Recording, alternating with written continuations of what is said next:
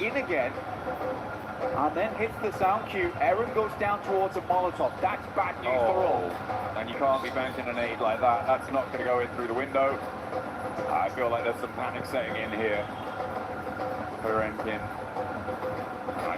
Yeah, I don't see him making it out of this one. In the meantime, over in the zone, Fury and Tiamba now forced to fight off against one another. A knock over towards Chief, but it's traded onto Milu. And an aid does manage to shut down the final player from RRQ in the meantime. Tiamba do not have the pressure to move forwards. They were stuck in that engagement. For Milu, potential to get back up here, depending on how fast Tiamba move. Oh, starting to step over the ridgeline as DK take that tumble on the western side, down to one. DK attempts to make that move. We've got pretty much blown away by the likes of Wolves, but Wolves continue to step forward. Wolves who've had such a rough time of it this tournament, starting to step up tall here. And again, most of the times we've seen that happen, there has been much more team play at work at the moment. Yeah, they are a little bit slow at times, but at least they're getting their pressure again. And when they go for these third parties, they go for it together. That's what's been so nice to see. That disconnect between the players isn't there as much. Feels like they're not getting in their heads as much. This is really good stuff. Tiamba finally shut down here, but hit the 90-point mark, and they should be safe going forward. A top six fairly guaranteed for them. Last person alive for Furia. Ayala crawling his way forwards with the cover of the crate. Has to step forward, step up, and manages to dart to cover, but he's not safe yet. Still has a further distance to go. A nade over the top. Looking to launch it towards Ulf. Do they spot it? Do they dodge it? Looks good. It splits the difference. Doesn't quite do enough damage to really worry Ulf at all. And Ayala's position definitely known now. One nade on site for Solus. And Ulf is starting to feel the pressure of the blue zone. Yeah, good split from Wolves as well. So the fights they took, they were fairly certain that both the north and the southern edge on the western side are free. So they're ensuring both the high ground and the low ground aren't getting pushed on right now. They just want to squeeze the life out of these teams on the eastern side. Ulf wants to clean up as fast as they can. Alula is a problem in the future. Ayala is a problem right now. There's a Molotov, and a second one to follow it up. Ayala being corralled. Alula wants to step in and try and take some shots out this way. Catches up to the ridgeline. They should be able to spot him now. They know where that one came from. Follow the flames back to their source, and Ketch shuts it out now. Can Ulf convert, because the zone moves completely away from them, and Alula are under threat from Wolves as well.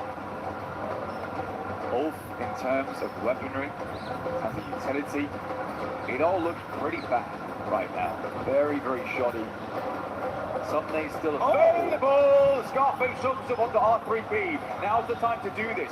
Wolves haven't quite started to move out just yet. They'll see that not going through. They need to find and finish this fight very quickly. The rest of Wolves start to move in. That looks good. Alula goes down. No knocks on the side of Wolf just yet, and they haven't regrouped.